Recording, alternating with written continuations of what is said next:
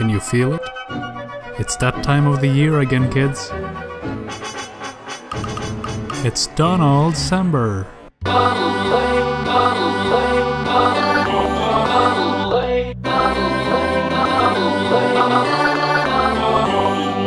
the ground. Another year, another Donaldcember. And today we're taking a look at the game Duck Quack Attack for the Nintendo GameCube. This game has many versions. It came out on Nintendo 64, GameCube, Game Boy Color, PlayStation, PlayStation 2, Dreamcast and Windows. Ugh, I hope this game doesn't give me chlamydia. But I only have the GameCube version, and let's be honest, the GameCube is the greatest console ever made. It even has a handle. And I'll be focusing on that version, even though there are some differences between the different systems, but who cares? Also, it's worth noting that this game is known as Donald Duck Goin Quackers in the United States, but it's still the exact same game. So the game starts out with a lovely CGI cutscene, where Donald and some guy, I think his name is Gladstone, are watching TV because Daisy is about to be on. Apparently Daisy is a famous news reporter, and she's broken into the evil wizard Murloc's secret temple to see what he's up to. Now first of all, that's kind of rude, and second, it's very stupid. He's working on a very strange machine. Who's there? And hey, would you look at that, she gets kidnapped. So Donald sets out to rescue her, because this game has to be about something. But what about her cameraman? Daisy obviously wasn't doing the filming herself. Are we just gonna ignore that? Yes. Oh, we are? Okay then. Gladstone also sets out to save her, but he serves as more of a running joke than anything. Anyways, to save Daisy, Donald needs to fix Gyro's teleporting systems so that he can teleport to Murloc's temple. Why not just take a chopper or the bus or something? It's not like Daisy had to teleport to get there. Anyways, to do that, Donald has to find pieces of weather vanes and place them in the right spots, as this somehow gives more energy to the teleporting machine. And will allow Donald to teleport to the temple Daisy is at, because he's the only one, excluding Gladstone, who's looking for Daisy apparently, as no one else has seen the TV broadcast. Nor do they call the police. I mean, it's not like we wanna set some good examples for the kids, it's not like this is a kids game. Oh. That's pretty much it in terms of plot. But what is a game without gameplay? The game starts out in Gyro's house, where there are pipes you can go into, and every pipe will take you to one of the 4 worlds this game has. Each world's level select is also a room with pipes, which lead you to the different levels. This reminds me of a game, but I can't quite put my finger on it. Each world has a different theme: mountain, city, ghost castle and lava world. This is nothing special, but at least it's somewhat original. There also seems to be 2 bonus worlds or something, but this isn't an in-depth review. All of the levels are basically corridors you need to make your way through. They're filled with enemies, bottomless pits, hazards you have to avoid, and some collectibles hidden around. Some of the levels are also 2D side-scrollers, which, you know, is pretty standard business. And some levels have you being chased by a magical hand, running towards the camera, which can be a bit annoying as you can't see what's ahead of you, causing you to sometimes get stuck on things or falling down pits.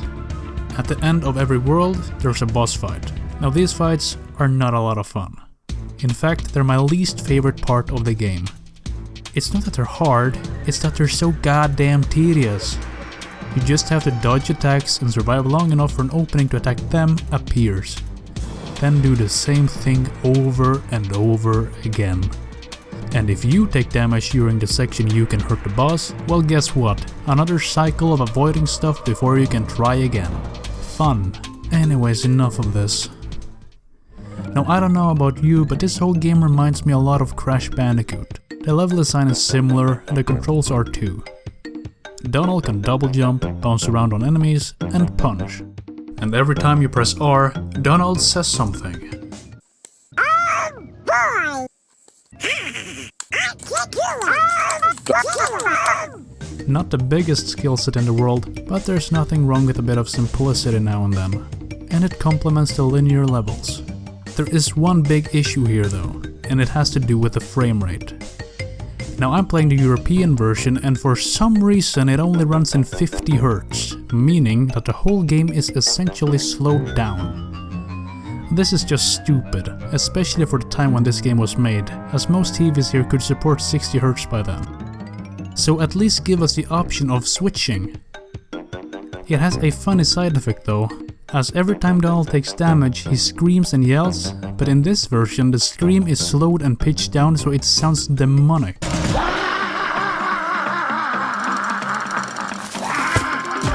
So yeah, we're basically playing a poor man's Crash Bandicoot here, but it's actually quite enjoyable. Up until World 3 that is, because my oh my does this game take a nosedive here. New enemies you can't jump on, and some you can't even hurt, are introduced in such a bad way that you're bound to take damage from them or even die from them. This is never fun in any game. However, your biggest enemy here has gotta be the camera. I don't know how many times I died here because I couldn't see where I would end up landing. What I do know is that I died over and over and over again.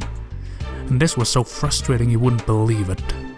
Honestly, I just wanted to quit the game here, but hey, only one world left, how bad can it be? And thankfully it's not anywhere near as bad as World 3. It's just your generic lava-filled final level. And the final boss fight isn't anything special either. It's the same as all the other bosses, just avoid attacks and then you can attack, rinse and repeat. However, after you defeat Murloc, he turns into a baby for some reason.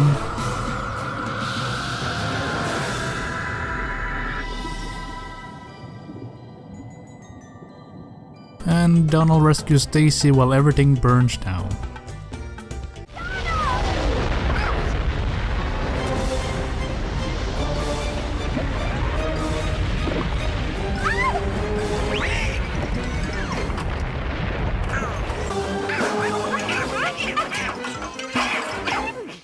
And finally, we learn what Murloc's evil plot was. Ah, I know what this machine does.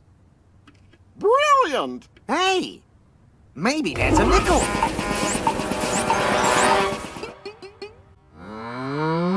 He wanted to build a chocolate popcorn machine. Wow, what a monster. So, what's the moral of the story? You're better off playing a Crash Bandicoot game. So yeah, that's Duck Quack Attack for ya. It's completely fine, with the exception of World 3, but it's nothing special.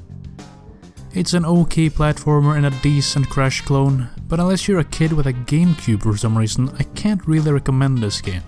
Unless you just randomly find it on the ground or something. The game is also a bit on the short side.